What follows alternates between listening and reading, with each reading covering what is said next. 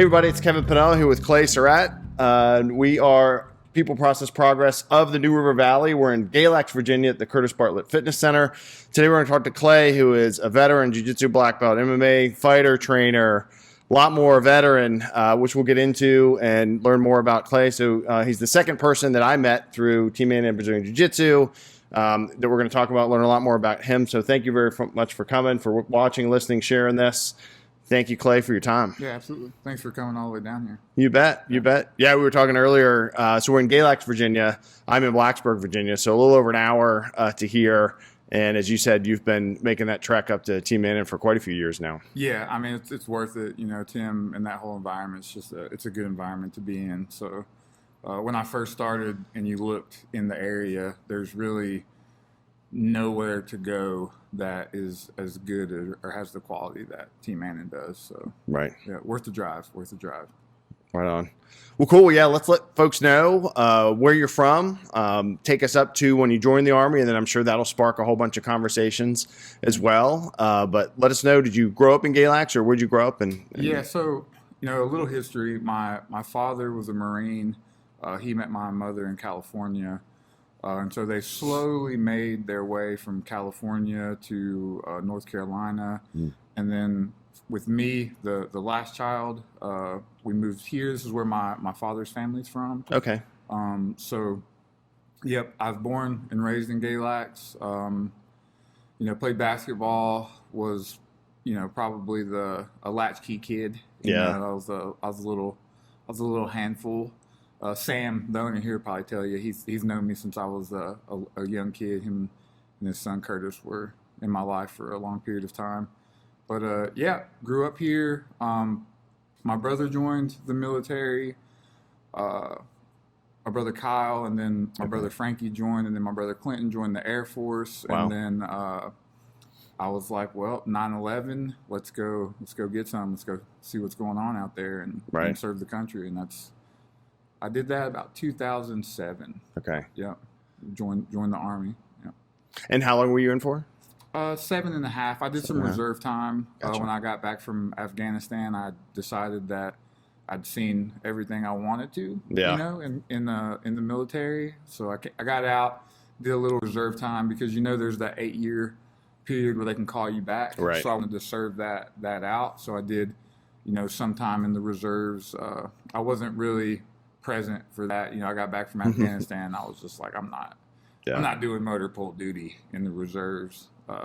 So probably not the right answer, but so overall finished out that time, and then just tried to find my way in the civilian world, transitioning out of that time period from the military to civilian life.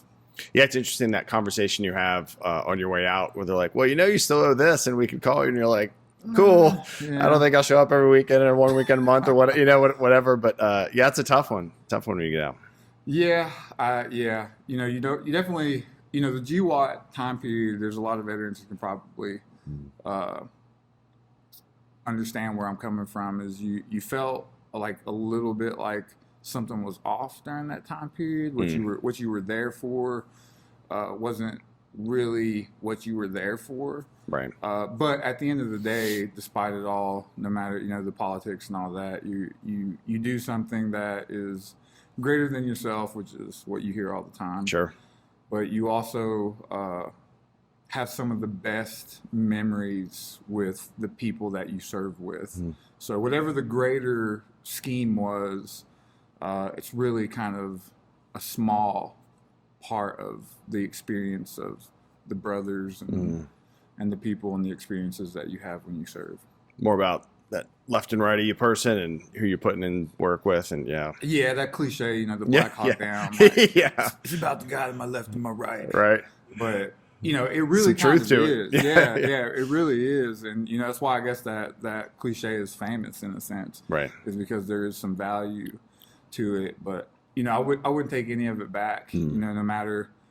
You know, I'm sure some people would say, "Oh, you just did whatever the government wanted you to, or this and that." But you know, I wouldn't take it back. And I think all young men, in some way or another, want to know what it would be like to serve in combat. Right. And that's, I think that's natural. And that's, honestly, what's, kind of took me towards the MMA coaching and jiu-jitsu and Muay Thai is that same kind of mentality and brotherhood can only be replicated in the civilian world, in my opinion, in that kind of environment, in the MMA and the combat sports world. So I hope that some of my experience, translates over to coaching in that way. Yeah, that's a great point. And that's actually something I was thinking about on the way down here. So I was a pre-GWOT, like peacetime guy. Like, what do we do? I was a corpsman, working critical care, saw dead people, was not shot at, which I'm not heartbroken over. But to your point, you think about, okay, what would I have done? Could I have done? Should I have done this? Like change it, add more time. But to your point, folks that have put in no service or wonder, or not wonder, but are like, oh, just do this and have no idea what you would actually do. Whether it's someone that's injured, someone that's shooting at you, your buddy that's got shot, or something like that. That's a huge perspective. And for me, I think I'm on the fence of like mandatory service versus, Right. Something for the benefits of it. Probably a much different perspective on, a couple decades of combat and then your time in combat as well, of whether you think that our young men or women should know, like, hey, everyone's going to do a year or not. Do you have any thoughts on that, on kind of like a mandatory service type thing for American youth? Yeah. I mean, I think that having the option is good, of being able to choose whether or not, because it's not for everyone, Right. And that's fine, right? Like it's good, but at the same time, especially now where the currency is attention, and I have teenage boys, and it's really hard to fight against the attention, right? Of getting their attention and having them want to do something bigger than the small town of Galax.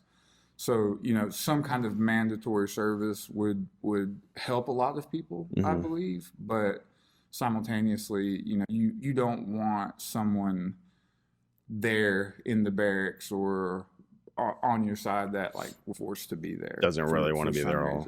Yeah. So, maybe for non-combat roles, but I just think it's just such a tricky issue that it would be hard to say that like, yes, I would, prefer mandatory service. But Right. I think that as a young person, if you don't know exactly what it is, or have an idea of where you want to go in life, Right. it's definitely a good option, because it doesn't necessarily mean like go to combat, go be an infantryman like I was. It could be just to get a technical career, see the world, get the GI Bill, and then decide like, okay, where do I want to go? Because as you and I know, you're older than I am, but I'm almost 40.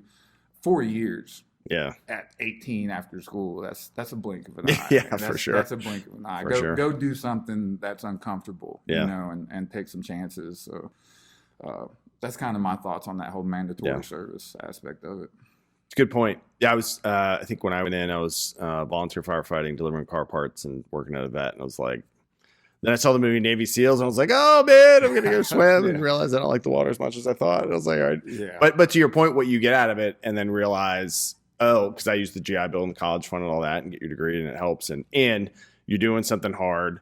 You either love it or you don't. I really liked being a corpsman, working critical care, that kind of stuff. And I don't do that anymore directly, but now I'm in healthcare IT, and the perspective, and to your point, like my college was that. It wasn't like going to college and, frat parties and all that kind of stuff. And the bonds I have with those folks, some folks are like, why do you like go to reunions and stuff? I was like, my friends I served with more so in college, different perspective. But yeah, and the bond you talk about, I do morning jiu-jitsu class mostly, and you're like struggling with people and your ups and downs, and it was awesome. It was a horrible day and this kind of stuff like that. How did you bridge that then? Did you start training when you were deployed, when you were overseas in like jiu-jitsu or stand-up, or had you had any of that training before you joined the Army?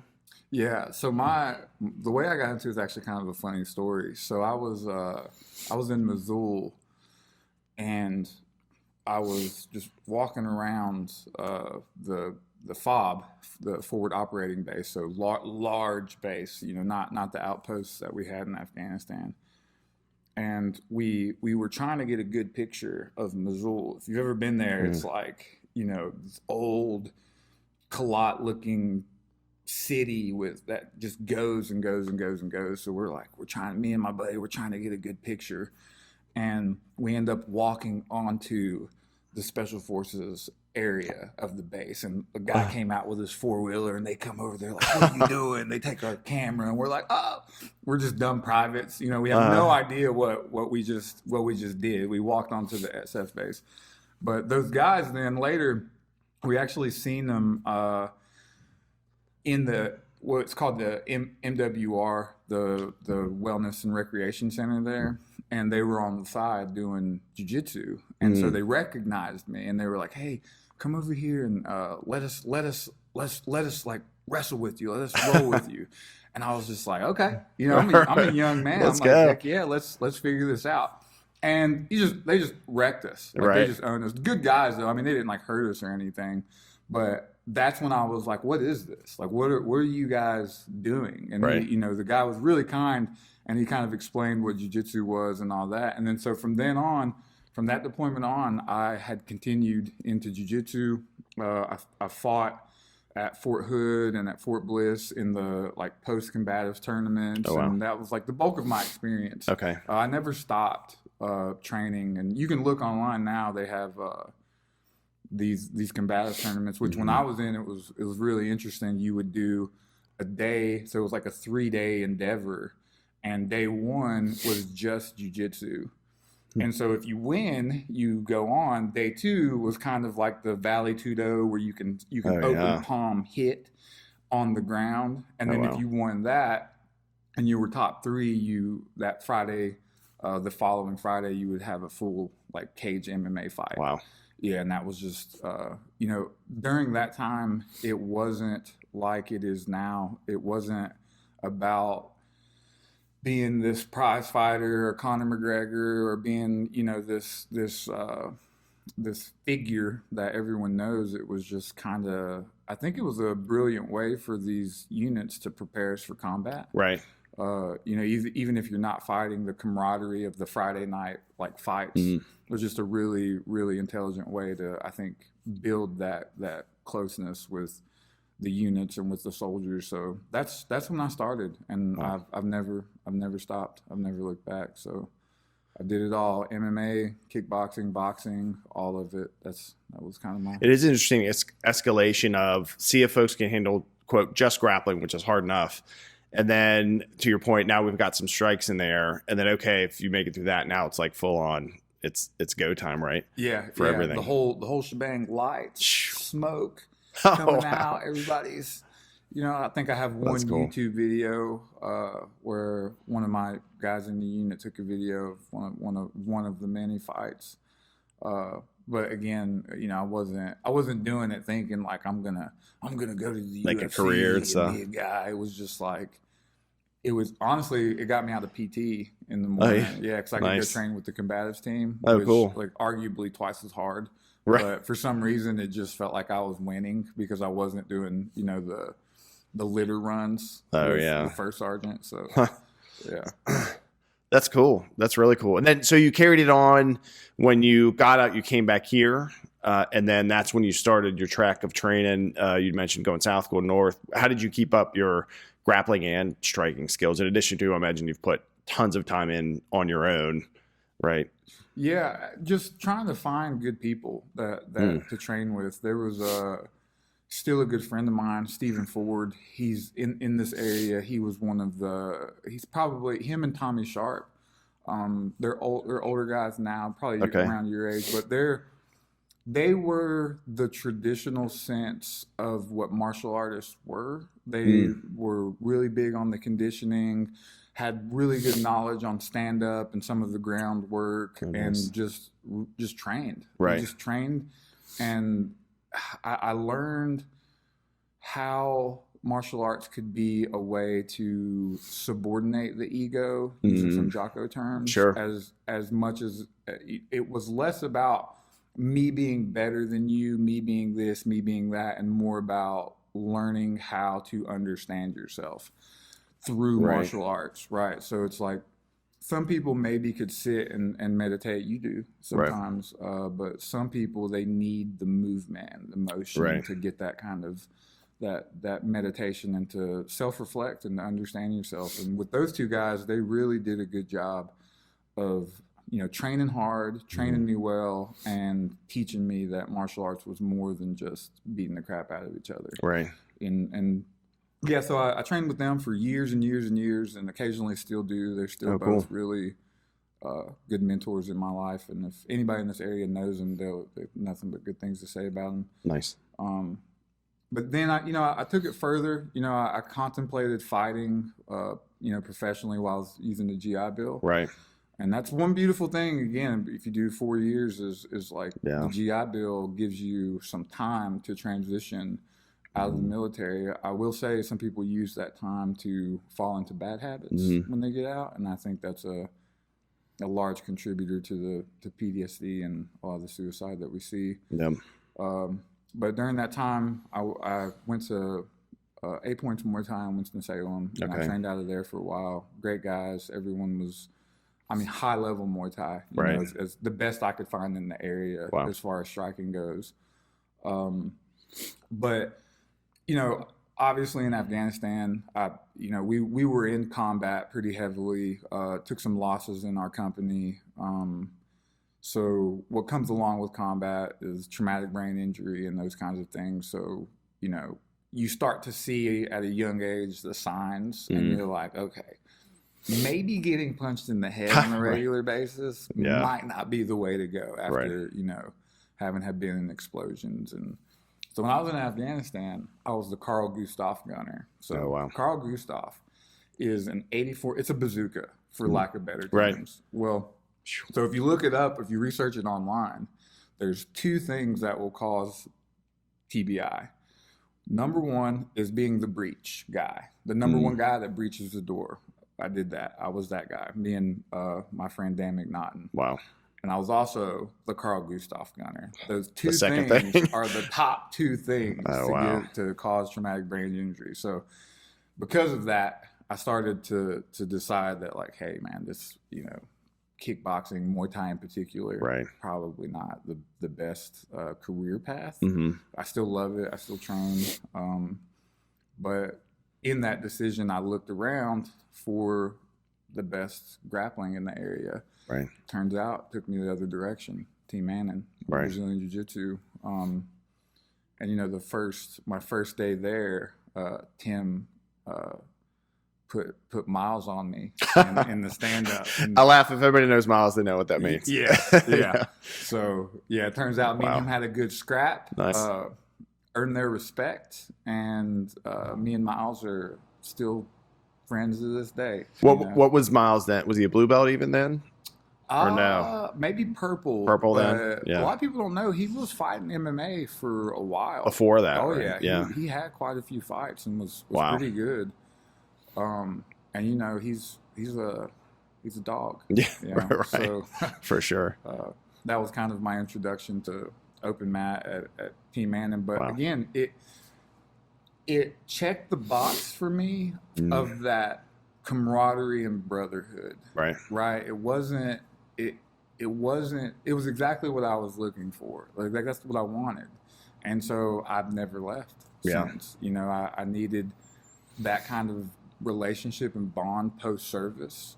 And, you know, that was where I found it, and I've stayed there ever since. Yeah. That's awesome. Yeah, it's interesting thinking about, you know, the bond, because the bond, like life, I guess, goes like this. Maybe not with the people, but with the art and the day and how it turns out in this. And that just made me think of sometimes when, you know, if I'm not in a great mood, I got smashed, whatever, and my wife's like, you pay to go there. And I'm like, you're right. Because what it, you know, it is, you know, someone else got smashed, you know, somebody else is suffering, someone else has a great day. They look good. They were smooth. They were, you know, all this kind of stuff. Yeah. And that to your point is like, you know, who I used to work calls with in public safety, or like a patient. You're like, nobody understands it either. And I talked to like Adam about this, and I've talked to other folks about it.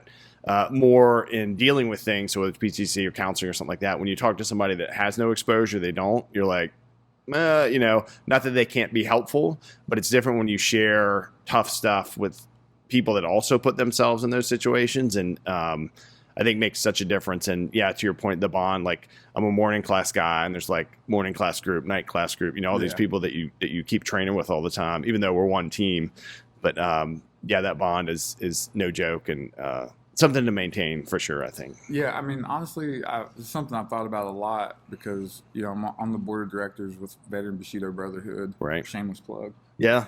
But, what I like about jiu-jitsu and combat sports in particular is, there's always these memes of like, you got a doctor and a stoner in a jiu-jitsu room, but the common denominator is everyone routinely seeks willful adversity. You're coming in there to do something hard all the time. And there's no guarantee, like you were saying, that it's going to be a good day. Right. You could literally get choked and beat in a one-on-one, hand-to-hand scenario. To do that regularly takes a real sense of humility, of fortitude, all those words that you hear. But when you enter into a room of people, every single person is doing something that's uncomfortable and hard on a regular basis. And those are the kinds of people you want to be around. Right.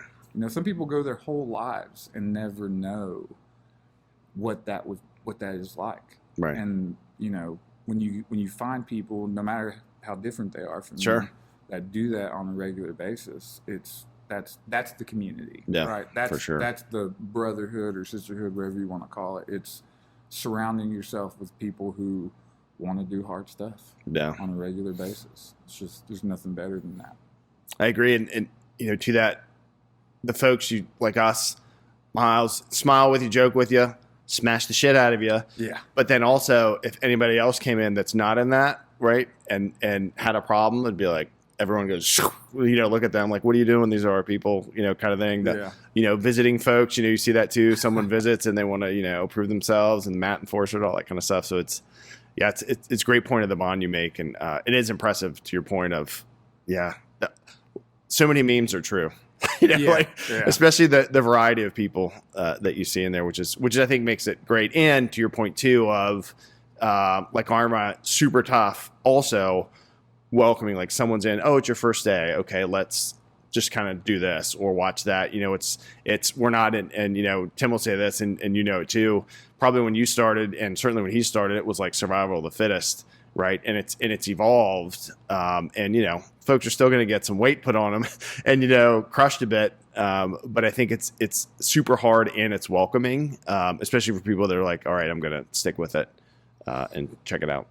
Yeah, we talk about community a lot, but there also is the downside of the community in some ways. You're hearing all this stuff with Andre Galvao and all the essay, some stuff I know you can't put on YouTube. They'll blot you out, but you got to be careful, right? Like you really need to. It's like a good therapist. You don't just go to the first therapist and you're like, I'm going to stay there. Go to a couple. Go see numerous therapists to see where you feel the most comfortable, because not every gym is a good gym out there. I'm lucky. We're lucky. Yeah. We got a decent place to go with good people, but I try to think about people out there in the world, and it can be, you need to pay attention. You need to be careful of what, just because it's jiu-jitsu doesn't mean it's a good community. Right. You gotta do your due diligence out there. So, that's another one of the things I've seen is just because you're a black belt in jiu-jitsu doesn't mean you're a black belt in life. Which is super true. Yeah. Yeah. I mean, it's like that with anything, that's probably one of my biggest, lessons I learned in the military is rank doesn't mean that you have authority and power over people, right? Like if you are a black belt, if you are a sergeant, or if you're on the top of the hierarchy, that means you need to earn the respect of the people underneath you. You don't just have it because of that title. Just because you're a black belt doesn't mean that you can,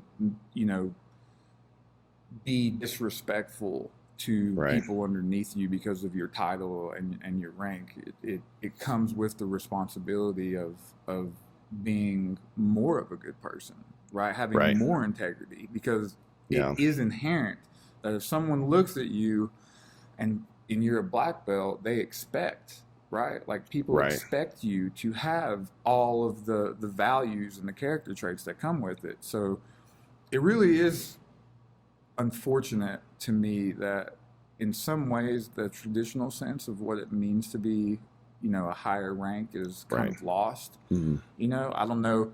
Maybe we could associate that with like no-gi being more popular, so you're not wearing the gi, and do belts even matter? And that's a whole it's a whole genre of conversation. You're not kidding. But to me, I like that there is an implicit thought process to the general population when they see a black belt, that you're a good person, you have integrity, you're disciplined, you can hold an environment and a space, and I think we should earn that. I think we should earn that. Every belt, every blue, purple, brown, all of those things should be built into you if you're in a good environment.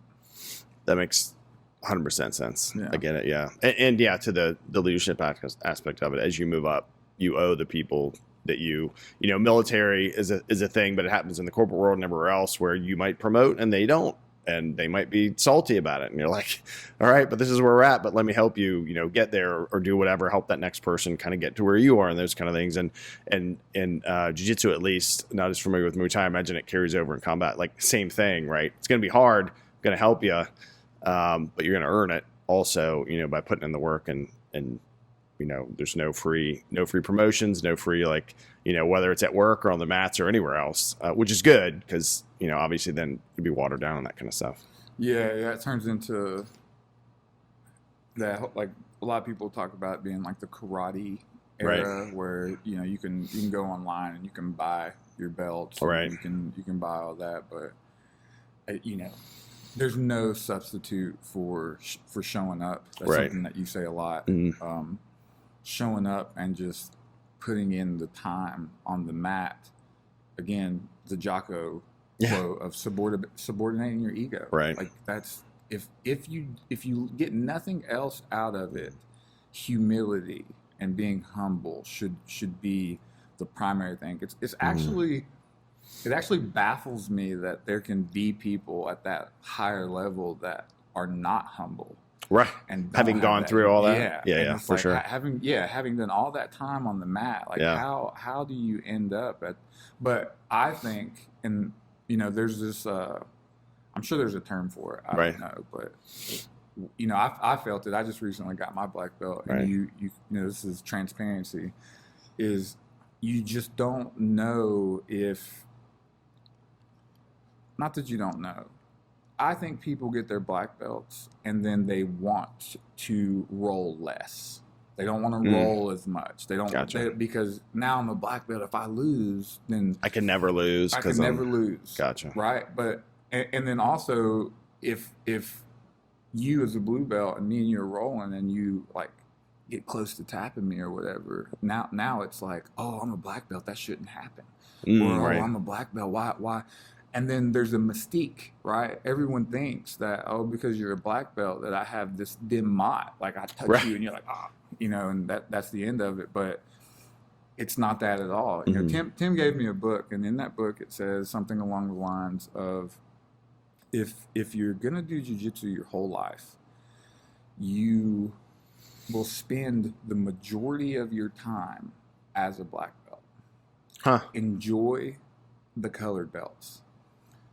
That's a crazy thought, right? Yeah, that kind of changed the way I thought about it, because I don't want to do that. I don't want to turn into this person that won't roll with my students because I'm a black belt, and I don't want to, get beat caught or whatever. Yeah. Or somehow if I do, it like I guess the fear is that it diminishes my, again, authority right. or my power, but at the same time, I think I lose any respect, you know, if I'm just standing on the side, and I think that's what happens. I think people sit on the side Don't roll more as much than they roll, and so you lose sight of the very thing that is the most beautiful about it, which is losing, and learning, right, and being a white belt. Yeah, Being a white belt all over again. So that's something I'm trying, you know, to not fall into myself.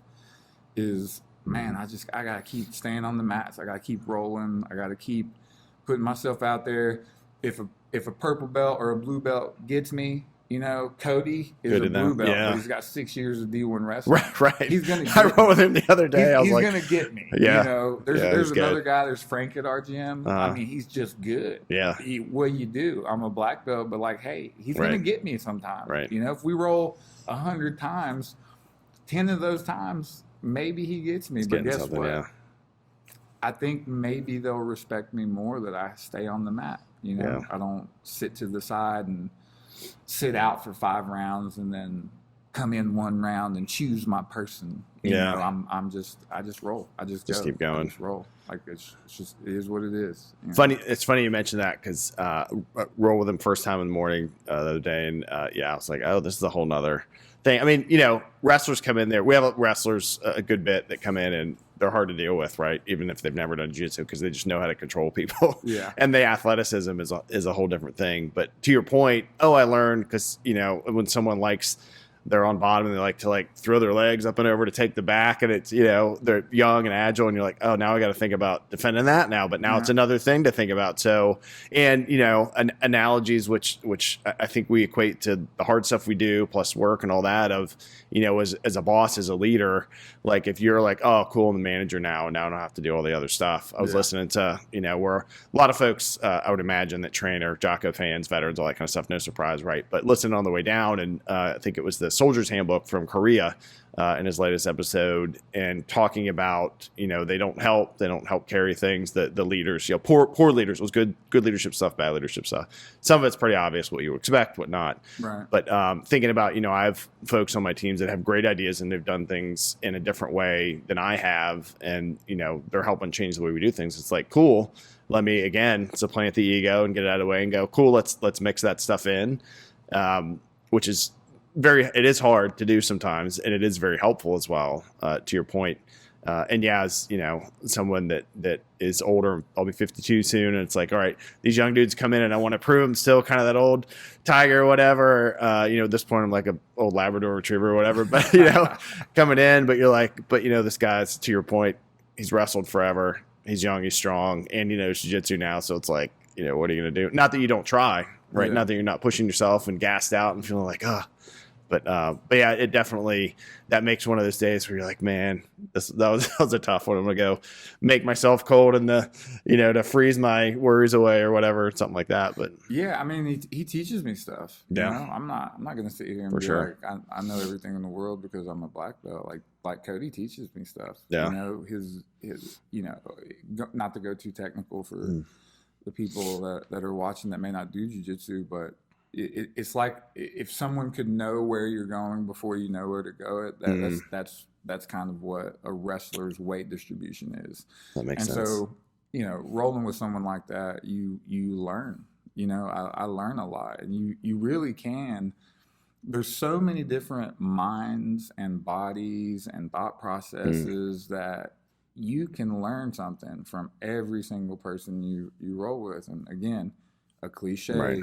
You can learn something from everybody in life, but it's real. It's more real when it's physical combat, and so that lesson could be, you know, taken in, and then, like you're saying, in the professional world, apply that. Right. You may be the manager, but the new person coming in may have something that they're telling you that could be useful, that could help, and as the black belt or as the manager or as the boss, our true job is to facilitate that environment, is to facilitate the ability to communicate with everyone, no matter where they're at, and get something out of it that makes everyone better.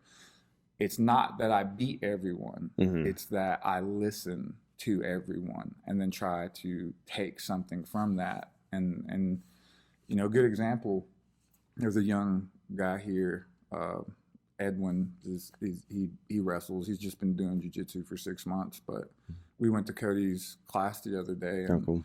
I take what they teach and I teach it here because he's a D1 wrestler. Like, Right. why would I Yeah, not right. show, right? But you know, we were escaping the single leg, and I forgot like a detail, and it was just, you know, keeping your head closer, and Edwin pointed it out. And on retrospect, I felt the most proud of that moment because he could say it. It's comfortable saying it to you. He could tell me during the class. And I was like, that's a small win for me. Not that I beat everyone, not that I won my rounds. Right. But he was comfortable enough to be like, hey, coach, you know, remember that one thing you said about keeping the head up? And I was like, oh, stop the class. And I was like, Edwin made a really good point. I completely forgot about it. Again, I know it's you know, cliche, but as I go into this and the older I get, I feel like that's the most important part of the whole thing, is just being able to create, you know, not hold space, you know, but facilitating an environment of learning. I mean, that's what the true art of martial arts is. Right. That's why they call them academies. That's why they're, you know, that's why they are what they are, is it should be a place of learning. Right. Both life and martial arts. That's a great point. A couple of thoughts. One, want to get into how you facilitated that as well, and you mentioned Veteran Bushido and a couple of other organizations as well.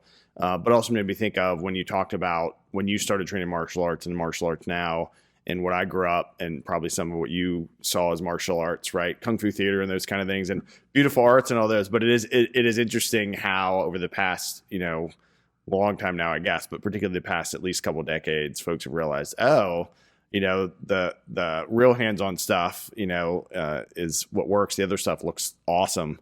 But, you know, it was a very different landscape of when we use the term martial arts, where essentially it used to mean people on wires flying through the air, you know, that kind of stuff. And now it's essentially, you know, combat sports. But that there is benefit if, you know, you put your kids in Taekwondo, they're going to learn discipline. They're going to they're going to do all those kinds of things. Thinking of no shade on Taekwondo, but just it is usually big schools, a lot of kids there do this and promote that kind of stuff. But the discipline act versus like kind of the combat sports martial arts is just a different animal, right, so to speak. And I imagine how you apply it and what you take from it is to me the most important thing. But it just made me think of what I used to think martial arts was and what I think it is now. But I think also, as I say this to my, you know, out loud, of, you know, it's still martial arts, but what's effective and what's not, and what's going to really push you and what's not, you know. Yeah, I like to think of it as the way I like to talk about it is I believe that there's restorative martial arts, and then there's actual like combat martial arts. Right. So Tai Chi, some of these other, it's not. I never want to be dismissive and be like, oh, well, that's, you know, you can't do that. It's not going to work in the real world or whatever. It has its place. It's restorative. You can learn a lot about your body. Like I said, some people need to move to meditate. Right. Some people can sit and meditate, which is harder in my opinion. But then the restorative martial arts should not be confused with combat martial arts. Right. Yeah. I mean, you see it all the time on like YouTube and stuff. I know there's a famous. I actually talk to Rob from McDojo, who shows a lot of those, and you're like, but people pay and they're like convinced, you know. And I think it's tough. I think it's because they don't distinguish themselves. Right. You know, I think if people like could put a category to it and be like, yes, this is restorative. This is for you to learn more about your body.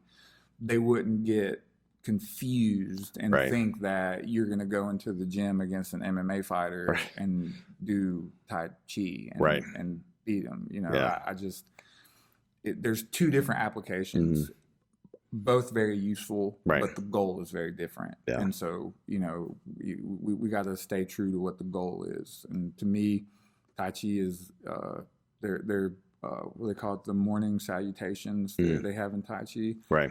I think, you know, here at CBF they do like older people have classes, and some of their bigger classes. So, you know, if you were a martial artist and you could come teach the sun salutations, Right. I think that would be great. Yeah. Right, for older people and Get moving. for young people, for young kids, right? Yeah. Attention. You know, the sun rises and goes down, and that's what the sun salutation is, and that's how you move your body. And it, you know, teach young kids, older people move. It's beautiful, and it's Right. a great art, but it's not going to win you a jiu-jitsu competition. Right. You know, that's just the reality of it. Yeah. So we're talking about the enablement. So you trained, you get out, you're still training, picking that up. When did you kind of think, hey, I want to keep training more folks, probably less captive? I'm sure you trained folks, right, when you were fighting too, showing them things. And now you're back here, you're training, you're going north and south on your own. And then you head toward, you know, and this is probably more recent years, like Mindful Guerrillas, Guerrillas ATX, Veteran Bushido, Curtis Bartlett. But when did you start thinking in your training time, like, hey, I'd like to share this? Because you're also very active. We'll share all your contacts and stuff too, as well, on, you know, sharing fitness and wellness and mindset and those kind of things. When did you start thinking, hey, I want to now be the enabler, like folks enabled me to grow in all these different ways? That's a good question. I don't know if there was a specific moment.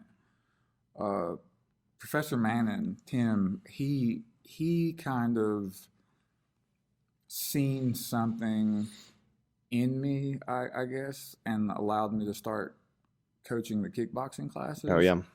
And, you know, whether it was conscious or subconscious, or it was just a relationship, and then elsewhere in life, you know, in different areas, it seems like taking complicated things and seeing the foundation of it and then conveying it in words was something that I'm naturally inclined towards. And Nice. it actually I realized that I could do it decently when I was a substance abuse counselor. Oh, wow. Right. And so what I found is, so, you know, down here in Galax, they have, I don't know if I'd say the name, but Life Center of Galax. And, you know, a lot of the times it's Medicaid, Medicare, it's court appointed. So you're not getting people who are in rehabilitation because like, I want to be there. Necessarily Right. want to be. Now, not all, some people are there for that reason. Right. They just can't afford care. So that's where they end up. But if you get in a room full of 120 of those people, they're not going to sugarcoat Right. your delivery of information. Right. So I definitely was put in a scenario where I had to speak in front of the group on a regular basis. Right. And it turned out that I did decent at it. And Nice. I didn't get a lot of negative feedback from people who will tell you Yeah. almost immediately about anything that you're BSing them on. Right. They don't want any BS. So I started to learn that maybe I'm a decent like educator, that I can make things understandable to people in a way that doesn't belittle or overcomplicate or just meet them where they're at. And so I started to see, and other people gave me that feedback, like my supervisors and, you know, people in my life, that, you know, it seems like something that you're capable of doing. So I've just continued to do that. I enjoy educating people, and I, most importantly, I enjoy learning from people. Right. I learned in substance abuse, there's a term called empathy fatigue. And something I didn't know about, you know, up until then, where, you know, when you deal with these difficult populations for a long period of time, you can actually like get fatigued in helping. Right. Like it kind of wears you down. And so I started to learn about these concepts and how, if you don't develop strategies very much like, you know, a manager would, Right. of how to stay engaged with the people around you that you're serving, then you become fatigued and you become, you know, tired. So my biggest lesson from substance abuse was remain curious. I just tried to be curious about them every day, day in, day out. Curious about their problems, curious about who they were, curious about what was going on. And in that curiosity, I learned that the best way to educate people is to want to learn from them, right? And so it's just something that stuck with me from then until now. And I've since sought out the education, you know, the classical education in college, both, you know, undergrad and graduate, and continued my learning process on the mats. Right. And then there were some fighters at Team Manning that didn't have a coach to go with them. So I went with them. Dustin's a wild man. He would just go to MMA fights with no coach and just, you know, if he got hurt, I guess he was driving himself to the hospital. Wow, Lone Ranger. So I wanted to facilitate the brotherhood that we've experienced for those guys. That's awesome. And remain curious and learn from them and maybe help them along the way. Right. How did you get into substance abuse? Was that not long after the military? Was it kind of a transition period? So I actually worked over here at the hospital at Twin County. And during that period of time, I was working as a security guard. Not many jobs out there for infantrymen other than like law enforcement or security. So I took the security job and did my bachelor's degree at the same time. Oh, wow. Hybrid at Old Dominion. Okay. So once I completed it, you know, I'm looking around for jobs that are related to psychology. So I became a behavioral health technician at the Life Center. That's like a what do they call nurses that like a aren't quite nurses? Oh, like an LPN, person RN, or a nurse assistant? CPN. Certified CNA. Nurses, CNA. Yep. CNA. Very much like a CNA, Gotcha. but at a behavioral health clinic. Okay. So I did that for a little while and worked my way with my bachelor's degree into the substance abuse counseling role. Gotcha. And stayed there for quite a while until, you know, I wanted to help veterans. So I got into the veterans, they call it disabled veterans outreach specialist with the Virginia Employment Commission. Okay. So I left there to kind of to find my way, to see like what I wanted to do with the veteran community and all of that. Right. So yeah, my psychology degree kind of led me there. And then I learned a lot of lessons and then wanted to take those lessons and see where I could take it. Right. Know? Yeah, you mentioned being transparent, right? Which you have to be for folks that are in not great places that don't want to hear nonsense.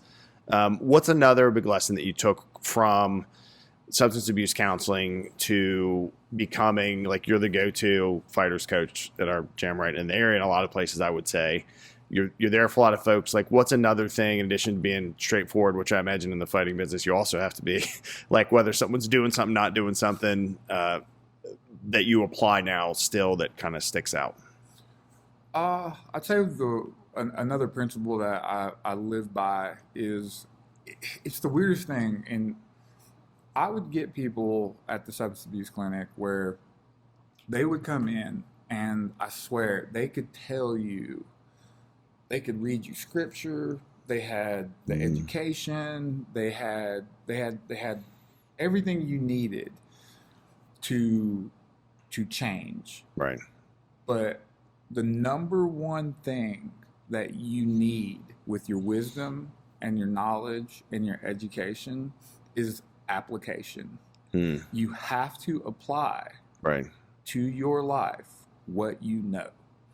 If you don't apply it, Right. then you just know it, which is very different than being able to actually do something. So that is something that I try to give to, you know, the fighters or Right. to people that it's not, you know, I always tell them it's not that I have some knowledge that they can't get somewhere else. Mm-hmm.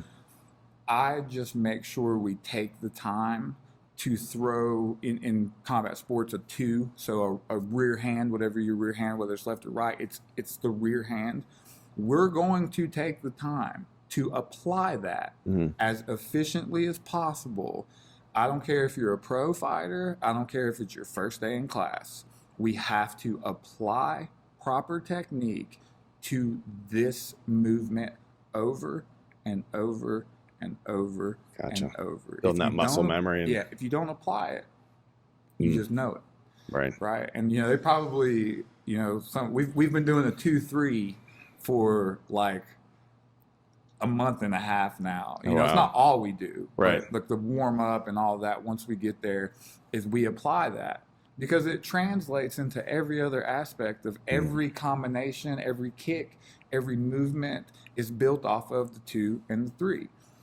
If you can't do those 2 things, then everything else is just going to be off balance, right? If you can't apply your wisdom or your knowledge to your management, right, then the business is going to be off balance, right? That makes sense. So that's kind of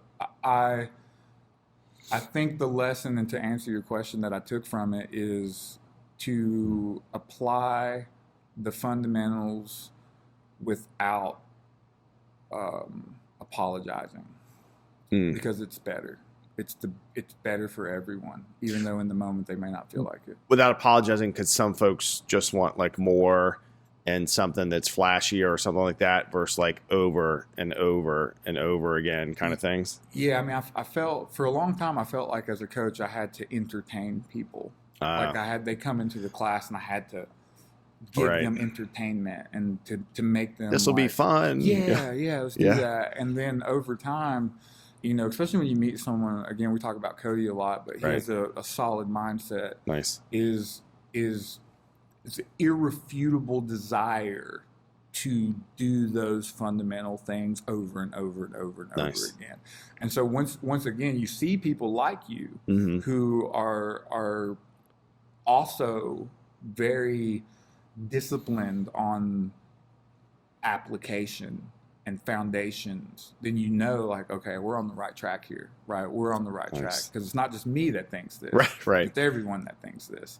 And so you start to see it, you know, it's like, okay, now I can judge how the skill level of the room is based off of how well they can throw a 2. Right. And now it's not just me entertaining you with this long combination or this fun thing over here, or let's just spar. Let's just spar. It's I can genuinely see progress in people. Nice. And that's like the most important thing, right? People, progress, process. Oh, there you go. Look how that he knows what's up. Right on. I mean, well, yeah, perfect transition then, and plug. So to that, is that what led you to, which is super cool, Mindful Guerrillas, to Guerrilla ATX, to kind of your own brand, which is more than just fight training, like it's mindset. It's a whole bunch of things. And I've, you know, followed, we're back and forth, like, you know, which is cool, you know, you're training as well, getting certified and here, but really leading into your own kind of mind and body space, I'll call it, for lack of better terms. But is that what kind of helped you go, you know what, I want to brand this now? And where did that come from? So it came from the University of Health and Performance. There's a guy, Matt Hesse. He's a brilliant man, and he was an Air Force veteran, and, you know, entrepreneur doesn't even begin to describe him. But he has built this, you know, back when I went, it was literally just a beaver dome, which is, if you could imagine in your mind, like this long sheltered tent like thing that has like racks like these in it. In there. That's all it was. But his vision was to pull in veterans post-service. Oh, nice. and then get them personal training certifications for possible awesome. employment. Right. But the funny thing is that when you get there, you're like, oh, I'm just going to train at this cool facility. But it turns into this, I won't say mental health program. Right. It is now. Now they have integrative health coaches, which is nice. very much focused on mental health.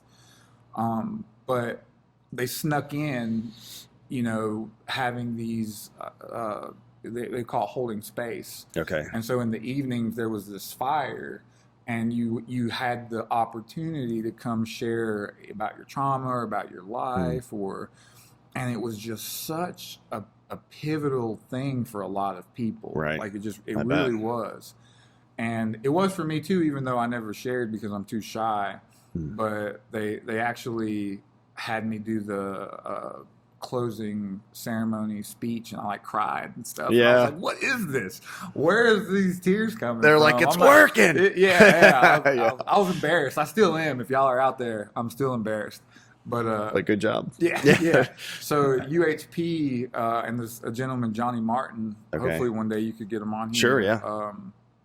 They just really emphasized how holding space and talking and building more than just physical fitness, but also like being a part, not just being a part of a group, but sharing with that group, being vulnerable, talking, all of those things. So that experience made me think, okay, how can I do this for the people in this area? Like, how can I bring this back to the people around me? And so that's what started. It was, it's still Mindful Guerrillas. And, I had an idea of doing something with that in the mental health realm. But it's transitioned and turned into it like guerrilla athletics, guerrilla asymmetric warfare on a larger entity. Nice. So, a small group of people in Galax, Virginia, supporting a larger and going against bigger entities. GUE, not GOR. Yes. Yes.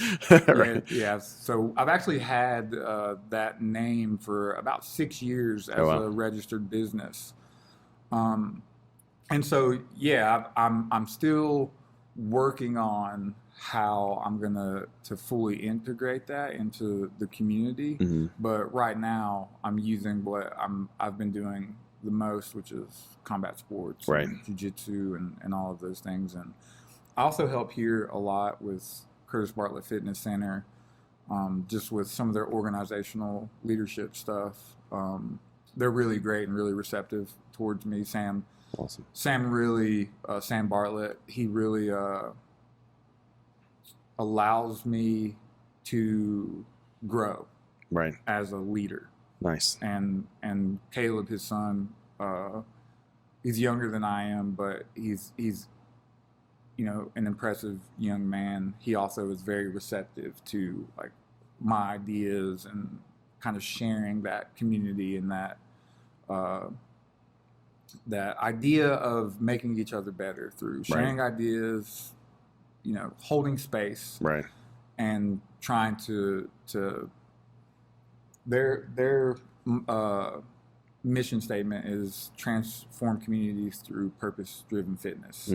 So that's aligned with what I want to do. Yeah. I'm just more on the veteran first responder LEO side, but also the community. So, kind of aligns, I mean, and that's, to that. So we're in the Curtis Bartlett Fitness Center, which is awesome.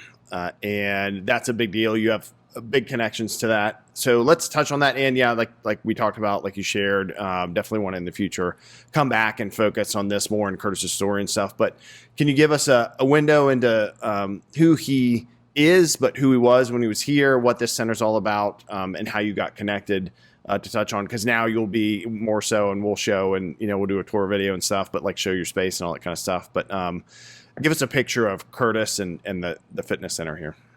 Curtis, man, he had been my friend since I was probably 13 years old. He taught me how to drive a straight shift in his white Mustang.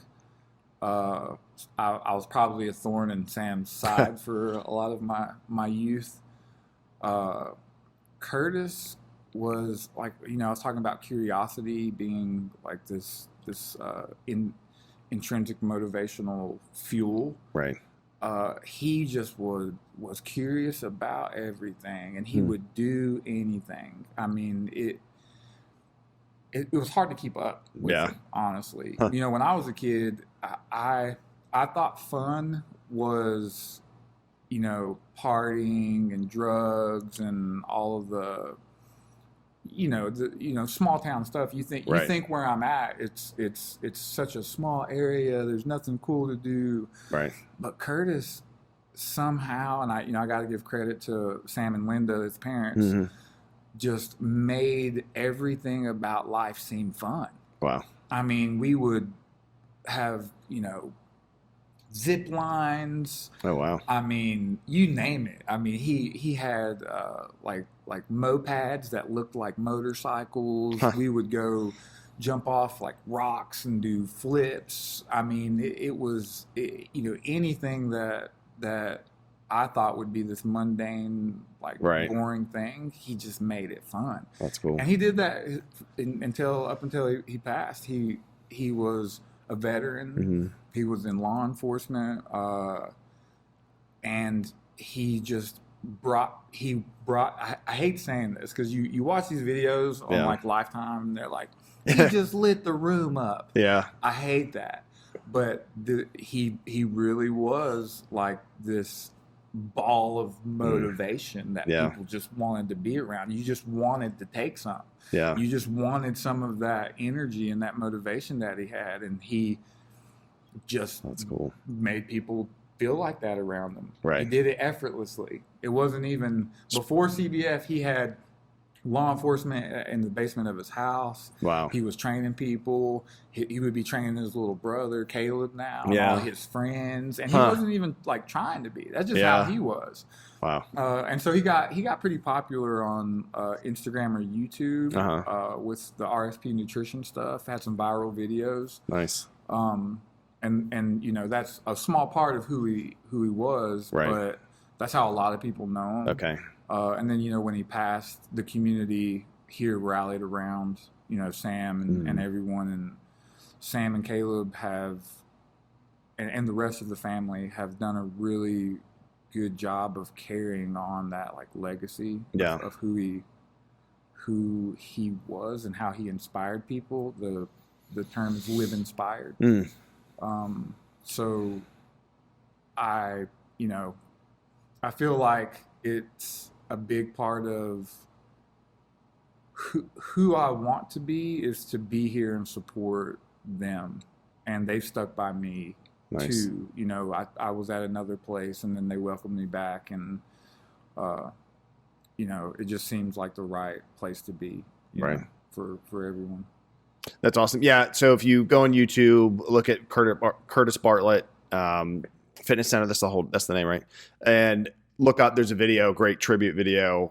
Also, you might cry. Some of us may have got some dust. Yeah. But to your point, his transition too, right? He served, and then they talk about you're not in great shape, and then he went like, he was jacked. I mean, the fitness stuff. He's doing I forget what that is, the flag or whatever on bars and stuff. Yeah.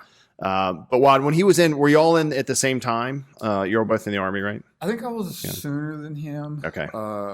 But he was in for like the Iraq-Afghanistan period as well. And then became an officer after that, right? Law enforcement officer. Yes. Yeah. Well, he actually did like private security contracting.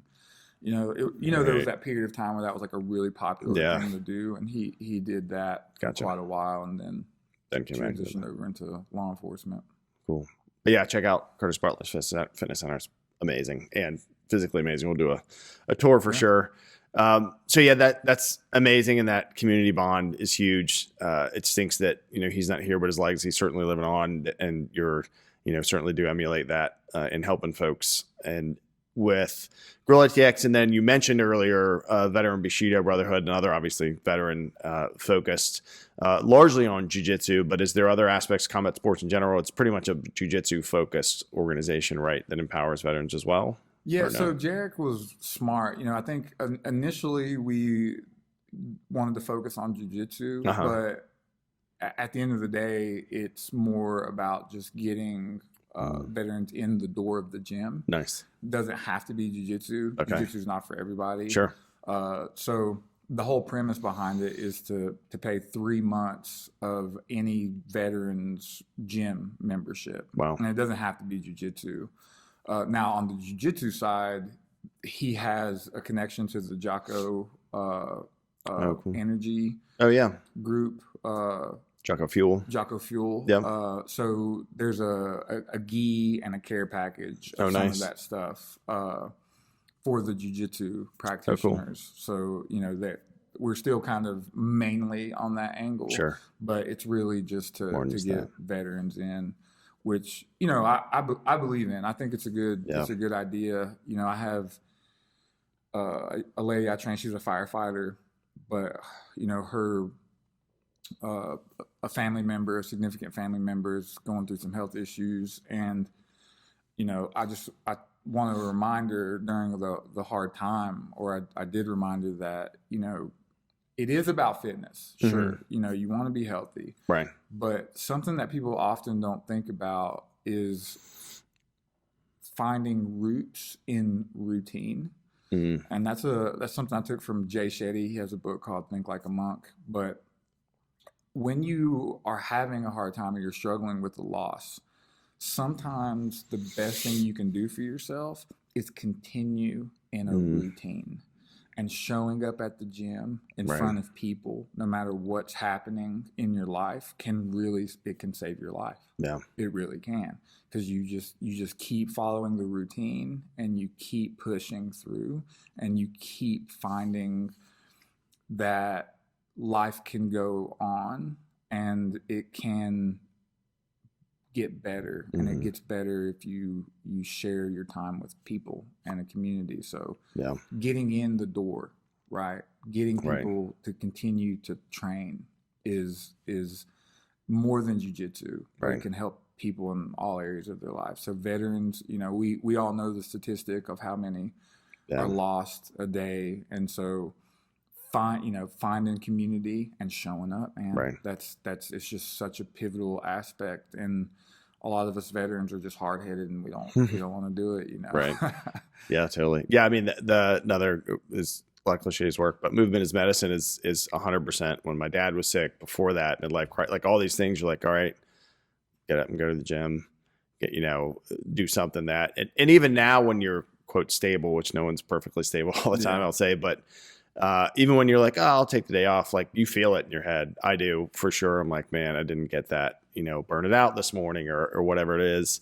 It makes a huge difference. And to your point, the movement and science wise is as good or better than some of the meds that also folks will be pushing. I'm not going anywhere with that. Although I've said that before, I found much more benefit from diving into taking action on the stuff that helps, keeping moving, and then balancing, what skills over pills versus, I need a little help with this or whatever. But by far the movement, the exercise of some sort. And I think that's another thing too, is some folks are overwhelmed, right? So say they did get in bad habits. They're super out of shape. They don't want to go to a gym where everybody's like jacked, or they think they're going to do this, or going into jiu-jitsu. How can folks, or how can we help them break down their mental barrier of, one, you got to get started because it's going to help, but then finding a place. We talked about finding, a gym, and I'm big on it, shared, like, call and see if you can do a trial, see what the environment's like, how do folks talk. But to get to that veteran to say, like, you really need to start moving your body to help your mind, and then do that. Like, how do you help break that down for folks that you've helped? Yeah, that's a tough one.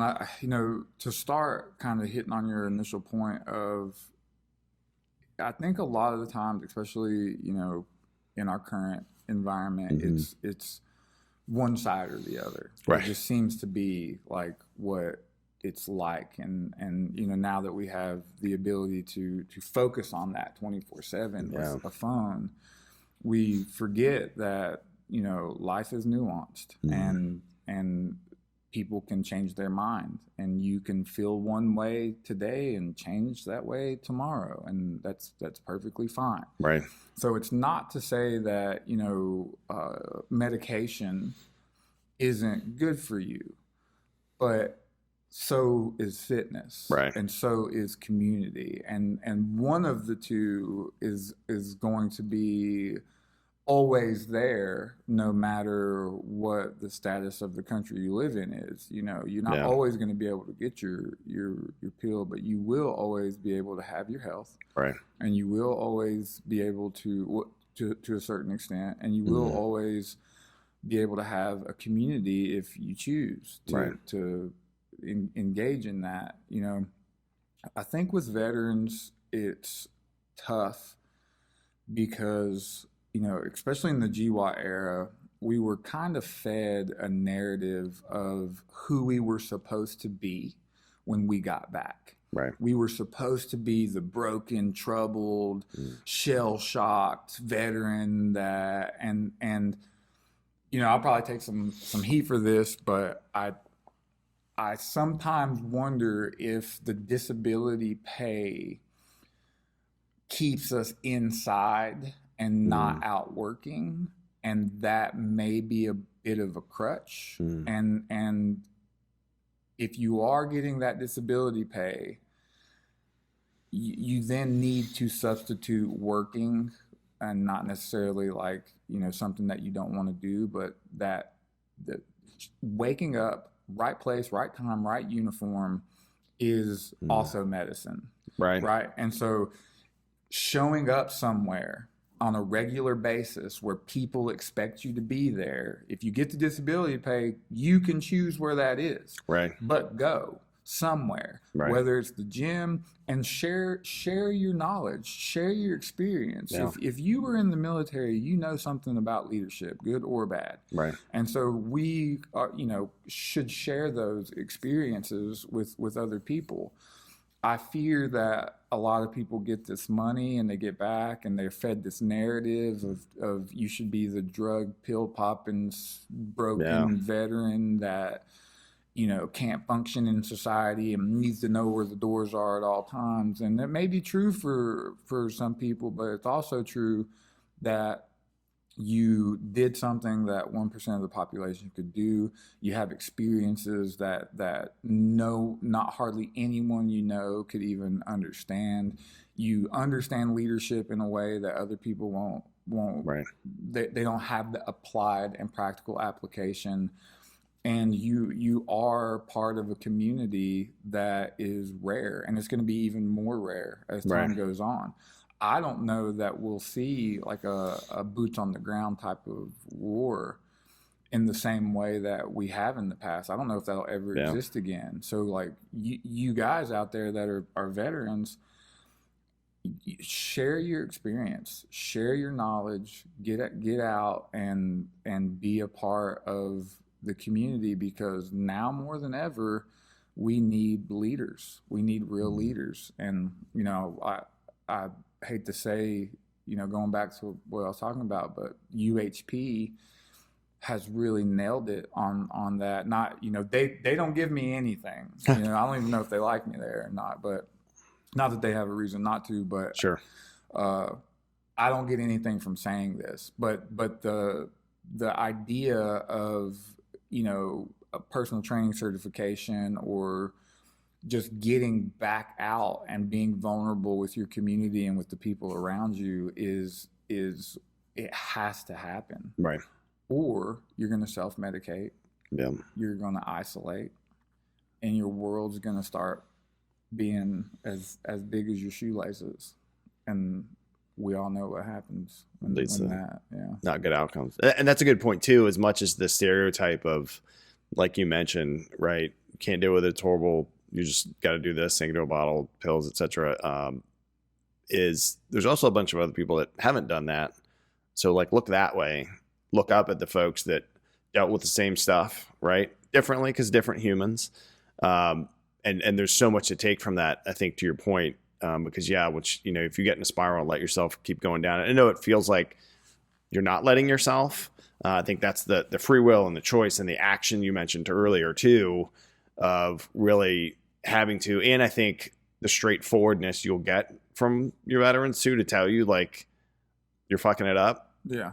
Let's go. Right. Because your real friends, brothers and sisters, family will tell you that. The folks that are nervous to say something will let you keep going. They're like, well, I don't want to get in their business. And you're like, well, if someone's crashing, that's when you should get in their business. You know what I mean? Probably before then, which is hard. It's a hard thing to do for sure. But, and you'll find out, like, everybody's got, like you talked about, counseling sitting around the circle, whether it's with other veterans at the fitness area or substance abuse. Like, one of the greatest things I found out the first time I realized, hey, I'll go talk to somebody and see how it goes, or call people and talk to them because I was in a horrible spot, is like, everybody's got some shit and it's helpful to hear their shit compared to, you know what I mean? Like it's a helpful thing. The, what did you call it? Not making space, but like sitting around holding space. Yeah. Great. Love the term. Great concept. It is a game changing thing to do that. And I mean, everybody could use counsel. Oh, for sure. Right. And that's the big stereotype in the veteran community, is like, we don't want to go see someone who doesn't understand our experiences of combat, So it's, and that's true. I was in direct combat. I was an infantryman in Afghanistan. Like, I've seen combat. I know what that's all about. And I can say that it doesn't matter who the person was previously in their life, as long as they're, a therapist that's credentialed, that you get along with, that understands you. Speaking and talking to someone is just helpful. Right. We all could use counsel. It doesn't, just because you're seeing a therapist doesn't make you weak in any kind of way. It actually makes you truly a good counselor.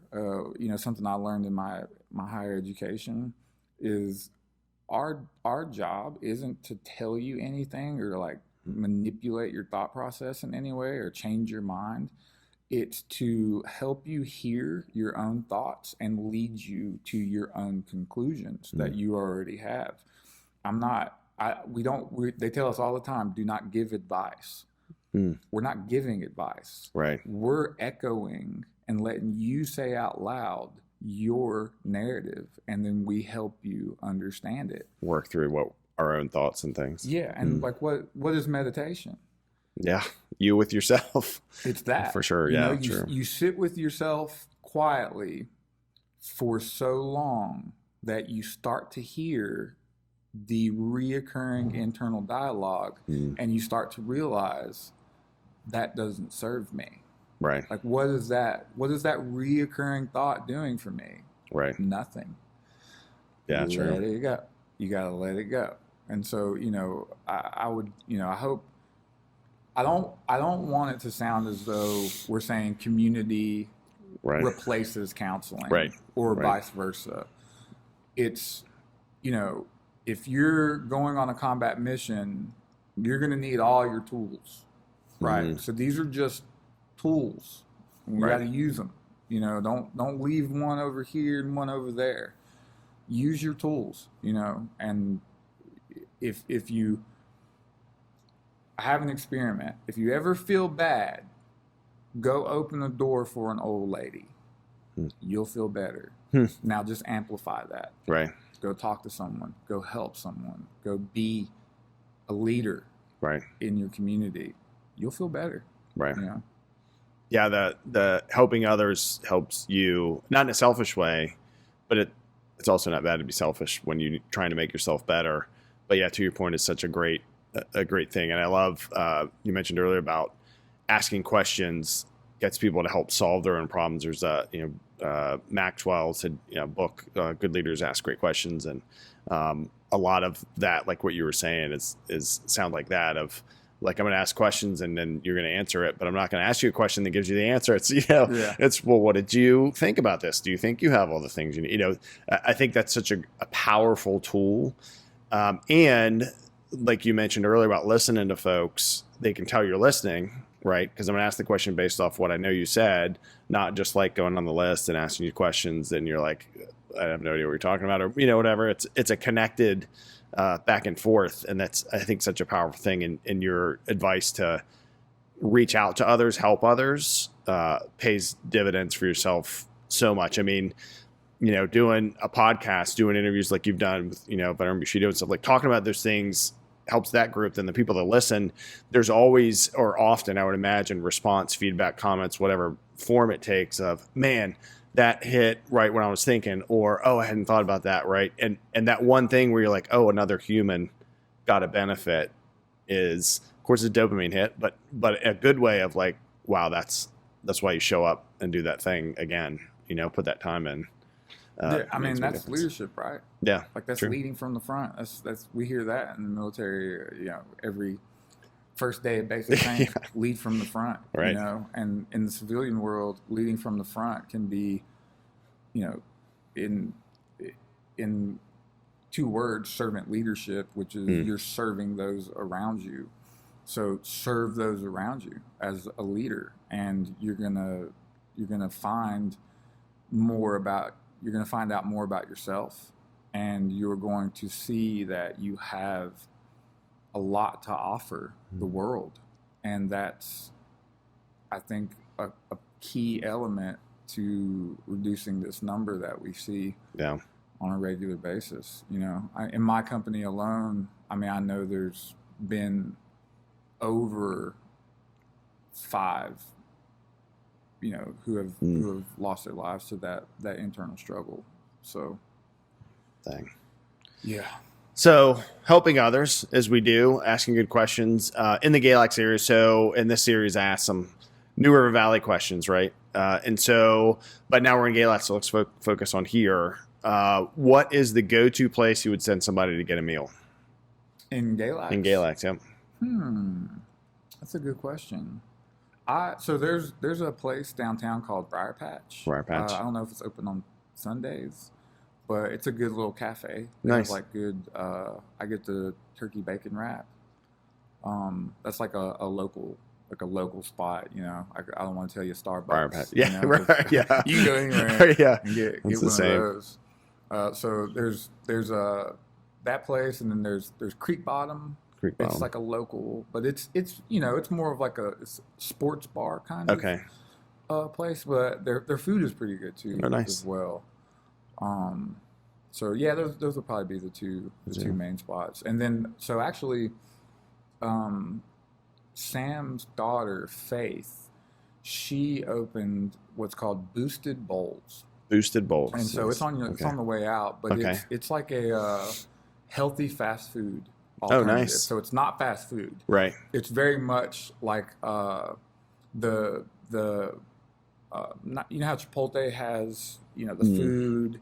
Right. But it's healthy versions of that. Oh, nice. Like chicken and, it's kale, like kind of stuff. So cool. she recently opened that up. Oh, nice. It's on the way out. So Boosted Bowls. Boosted Bowls. Yeah. It used to be downstairs here. Oh, wow. But they've grown, which is good. That is good. Where would you send somebody to see the great outdoors here in GALAC? So that's a good one, because we have the New River Trail, and the New River Trail is, looks awesome. It's as beautiful of a trail as you're going to find in the United States. That's cool. It follows along the New River. The New River is one of the oldest rivers in the country. Wow. If not the oldest, I'm not sure. It's beautiful. It's scenic. It's flat. Oh, nice. Yeah. So I oftentimes wish that when I was a kid, I would have realized like what I had. Gone there more. Oh, yeah. Because so it's 60 miles. It starts in Freeze, and it's like a Y. Okay. So it starts in Freeze, goes to Freeze Junction, and then it goes to GALAC. But if you keep going, it goes all the way to Pulaski. Wow. And through Claytor Lake. So there are parts of Claytor Lake that are along the trail as well. Wow, that's cool. So it's a beautiful trail. Yeah. If you want to do anything outdoor, it's hit the New River Trail. Where it's is that the one that has the bridge? I think I've seen your videos, photos on. Yeah. Yep. That's cool. Yep. That's why I was like, a picture was your bridge photo or video. I was like, it's got to be we're there, and I didn't realize that was part of the trail. So that's awesome. Yeah, it used to be an old railroad for the Civil War. Wow. Yeah. Wow. Mm-hmm. Yeah, a lot of. I talked to someone who was a leadership mentor. We did a Gettysburg staff ride, and now the company that did that works with Jocko's company, Echelon Front, and he's one of their guys. And he was talking about the Civil War. We were talking about Gettysburg and leadership and things, but then I looked into this whole region, and I mean, it's Virginia, so of course there's Civil War stuff, but I was like, holy smokes, man, and all the rails and that kind of stuff. Pretty cool. In this area, so what keeps you, we talked about you coming back here after the Army, traveling all around, but what keeps you here instead of saying, you know what, I want to get closer to this, closer to that? So if someone was like, why would I come to Galax? Why would I live there? Why would I stay there? What would you share with them? Yeah, it's all the things. There's good and bad that comes along with like small town life. But I have kids here, and they're integrated into the community and into the school system. Right. And, it's a small town. Everybody knows everybody, which can be dramatic, but it can also, I think we forget there's also comfort in that to some degree. Yeah. Neighbors actually look out for neighbors. Yeah. For sure. And so. It's the small town aspect keeps you coming back, and home is home. It's good when I've traveled, Iraq, Afghanistan, and all the places in between to get there, and this and that. And I would always tell kids when they're young and they don't have any true obligations like children or whatever to go see the world. But Virginia, there's very few earthquakes, no large predatory animals, right? No large reptiles, right? Clean air, good water, not a bad place in the world to be. Mountains, oceans, everything in between. Yeah, for sure. So I like being in Virginia. I think we will eventually start leaning towards the Stanton area, the Shenandoah Valley area, in the near future. But right now, I don't know why. I just want to, I have my young teenage boys just like, you have a great place to live. You know, don't get stuck in, because there's not, like these party areas or these, giant, teams to go, it's a bad area because Charlotte's just up the road. And, all that kind of stuff. It's not a bad place to live, if you wanted to, but just like anywhere, the employment's tough. It's a former furniture area that lost its the industry's industry. Pulaski got hit way worse than we did. If you ever go to Pulaski, it's really bad. But all in all, not a bad area to live in. So nice. It's kind of what keeps me here. Cool. Well, if folks don't physically come here to train with you, or if they want to, one, how do folks get signed up here? Where do they go? How do they learn about the classes that you do here at Curtis Bartlett as part of Guerrilla ATX? Yeah, so we're on the website, curtisbartlettfitness.com, I believe, and there's all of the Instagram and the socials, the Facebook. They have, you can look up Curtis Bartlett Fitness. Come on. We have our website, Guerrilla, GUERRILA, so 2 R's, 2 L's, online, ATX.com to check it out. But come see us, hang out, come check out the place, because I think, if I'm not mistaken, Kevin can probably tell you this, is you will be surprised at the facility here. It's not what you expect. It is not. I mean, if you're in a bigger town, it feels like for lack of better words, a big town gym, right? Like it's, we did a tour, and again, we'll do videos of that in the near future of, it's just amazing. It's got all the equipment you could want, and then some stuff you don't even know what it does, and then think you might want, which is amazing. And the color scheme, just everything. It's a very, very nice building. Yeah, I agree. How do folks follow you on your various platforms? Instagram is conscious.clay. And then I have Guerrilla Athletics on Instagram. I don't hardly do Snapchat. I try to keep up with my kids, but like I don't understand it very well. Same. Right. So, you know, I probably don't use it the way it's supposed to be. Gotcha. And then Facebook, you know, Clay Surratt. Nice. And then, you know, follow Curtis Bartlett Fitness and all there's a lot of good trainers here, you know, where Caleb is really doing a good job of like building local trainers. And, you know, so if anything, you know, there's a gentleman that works here, Jake. He's making some fun videos. So cool. Even if you don't live in the area, check out Curtis Bartlett Fitness, because there's some fun guys that are working here and making some videos. So check out Curtis Bartlett Fitness. Cool. And we'll do the link in the comments thing. We'll have link to everybody's socials. And thanks so much, Clay, man. It was good to. I think this is the most we've talked, and I started training in 2019, probably. Yeah. See each other every now and then in classes, but good to dive into it more, good to connect. I'm sure we'll see each other online and maybe an open mat every now and then. But thanks so much, man, for your insight, for what you're doing for veterans.